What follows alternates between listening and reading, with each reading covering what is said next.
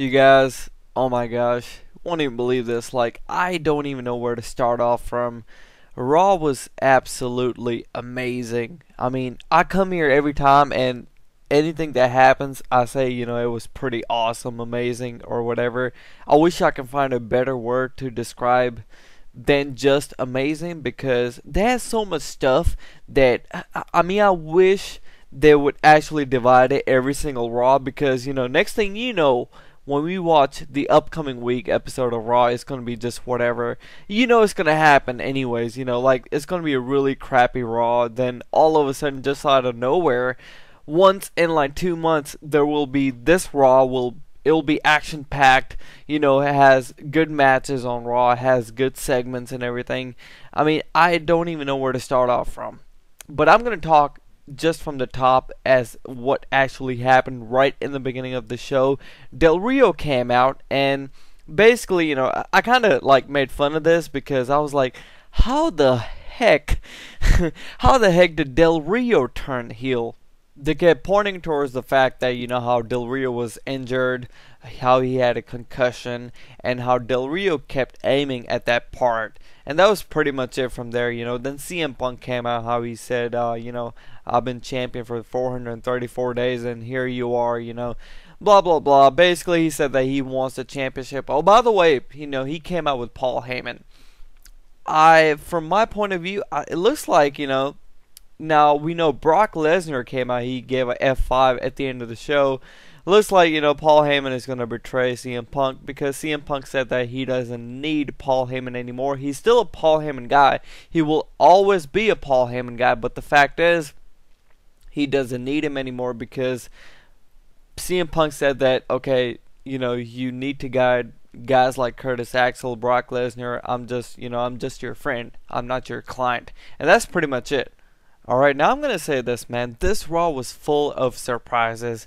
I mean, when I talk about surprises, right after one after another one. I mean, it was just unreal. Right after the first segment, it was announced that, Intercontinental Championship rematch is going to take place. Wade Barrett was already in the ring. And here comes Vicky Guerrero saying that, okay, the rematch is going to have to wait. And guess who comes out? Christian. Here I am checking out his Twitter profile yesterday, and he hasn't tweeted since like March 6th, which was the same day that Paul Moody died. Is that his name? That aka Paul Bearer. He passed away, and he basically tweeted about that. But yeah, Christian came out and he had a matchup with Wade Barrett. He got a huge pop as soon as he came out. He hit the kill switch. Finisher move on Wade Barrett, and he gained a victory easily. Now, fans voted for a Orton versus Bryan match, what kind of match it's going to be, and I actually tweeted about that. I was like, the voting thing is pretty fake. I don't understand, like, sometimes you think that something else is going to be voted, but something else happens, like the second thing that you guys will probably vote for. But whatever. No DQ, no count out, or 2 out of 3 falls. Those were the options. No DQ, that's what fans chose. Now, as you guys already know, the match was pretty decent. The stuff that Daniel Bryan does, goes over on top of the rope, does that drop kick, and the submission move, what Randy Orton does. They're doing the same thing with Daniel Bryan right now. Doctors coming out just to check on him. And at the end, when Randy Orton won the matchup, Orton hugged Bryan at ringside as trainer was escorting Bryan. I don't understand what's going on. Maybe they will be running as a tag team till SummerSlam time, because I heard SummerSlam, Daniel Bryan is going to end up facing John Cena, but we'll see what happens, because right now, Hall of Pain is going to face John Cena, and I will get back to that in just 1 second. Now, I don't know what they're doing with the McMahons and, Triple H, the whole family problem.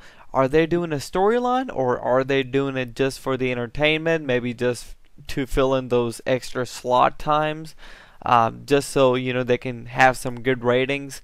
Who knows? Anything's possible. What if they're really doing something with the McMahons? What if they have this one epic battle at one time?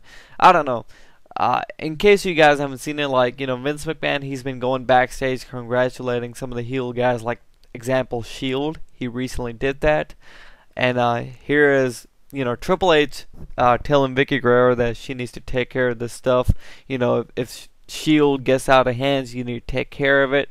And here's Stephanie McMahon, taking control over the divas or something like that, whatever you want to call it. She actually came out because AJ was out, and she was talking. And basically, Stephanie came out and she said that you need to start acting like a divas champion. And they were basically talking smack, to each other. Watch the segment. I thought it was pretty cool. And here's what happened in this. At the segment ended because, Caitlyn came out. She cut off Stephanie McMahon. And Caitlyn got in a, heated battle or whatever you want to call it. They just started doing the cat fight. She had a nip slip on Raw live show.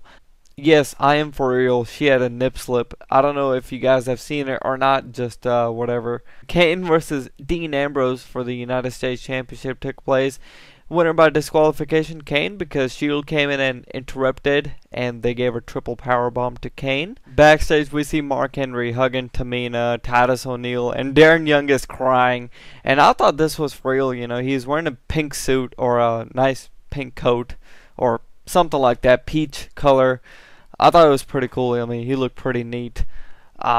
And, John Cena's out there cutting a promo talking about he's always ready, talking about the Money in the Bank winner, giving a heads up, I'm always ready if even when I'm down and out, if you think you are going to be taking an opportunity to win the championship, that's not going to happen. And, here comes out Mark Henry, and he tells John Cena, to drop the guard and stuff. And this segment, I'm telling you, man, I swear, I think, in my opinion, probably 99% of the people never saw this coming. This was probably in the history, like, the first time ever where socially, they talked about this. He tweeted saying, it's father time and all that crap. He's coming home, getting ready to retire. Everybody thought he's really going to retire. And here he is in vivid colors. He comes out and he's emotional. He's crying. Mark Henry actually cut he's being a real person. He's not playing that Mark Henry role. He's just, there talking about his wife and stuff. So you think that he is really retiring. And he's done. He talks about everything and he's done with a speech. The only thing that's missing, the only thing that would have completed his retiring ceremony or whatever you want to call it, is that if they would have pointed out to the stage where all the rosters would come out, all the guys out of the backstage area, and if they would have applauded, that would have ended right there. But that didn't happen. Here is John Cena handing over his championship belt, just to celebrate, his moment, and afterwards he goes for a hug, and that's where he grabs him for the world's strongest slam. The crowd went upset. Everybody got up and they just went, oh! And here I am looking at the screen. I was like, what just happened? Everything just went from like this one. It's like an earthquake. I swear, man, everybody's emotional, and here's everybody getting shocked. Like, that was the best swerve I've seen in the longest time. Here they are having a ceremony or something like that, whatever you want to call it. He's giving his retirement speech. It's just real. Just don't even think about it. Everything was fake. He talks about his family, his career. It's just that it wasn't that lengthy. Now, I can only imagine, the day he comes out there and he talks about his retirement for real. Everybody's gonna think that it's fake. But yeah, he challenged John Cena again, or should I say, again? Was it? I don't know how many times he wrestled John Cena. But yeah, WWE Championship and Money in the Bank pay-per-view, because that's what he does, or that's what I do. Oh man. Good Lord. Maybe this is Mark Henry's last run. Who knows? Anything's possible. He may be walking out afterwards, just being proud as, going into, a WWE Championship matchup against the biggest top dog of the company, which is John Cena. He is anyways, even though he can't wrestle that good. Afterwards, we saw Jericho versus Heath Slater taking place. Jericho won the matchup pretty easily. Sin Cara versus Curtis Axel took place. Curtis Axel won the matchup. CM Punk versus Alberto Del Rio. Now, this is a main matchup. The matchup was pretty decent, whatever you want to call it. Pretty mediocre.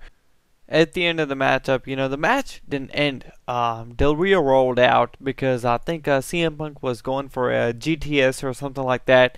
And here comes out Ziggler, taking his revenge out on, what's his name, Del Rio. And CM Punk wins the match by a countout. Afterwards, here comes out Brock Lesnar. Oh my gosh. I mean, just when we thought, we have seen enough surprises on this episode, we see Brock Lesnar, and this was the last thing, of course, because it was during the main event. Brock Lesnar came out. Pretty obvious. He wanted to challenge CM Punk. I just wanted to see, what was going to happen. Here comes out Brock Lesnar. He comes into the ring. He grabs a microphone. We thought we were going to see some talking, but no. Brock Lesnar went for a F5 instead, and that was it. Now, it's pretty predictable where this is going to go, of course, where we can see CM Punk, saying that, okay, he doesn't need Paul Heyman anymore, and Paul Heyman's going to be like, come on now, Punk, you're wrong, he's going to be the ultimate heel. Brock Lesnar and Paul Heyman, they're going to be, side by side, facing CM Punk at Money in the Bank pay-per-view. I'm guessing it's going to be at the upcoming pay-per-view. It makes sense, right? Well, that's pretty much it, you guys. Hopefully you guys enjoyed this review. Thanks for watching. Please give me a like on this video. What do you think about this Raw? I think this was one of the best Raws I've seen in a long time. Of course, usually the best Raw takes place like maybe once in 2 months. Something like that. Alright, well, thanks for watching. Bye-bye.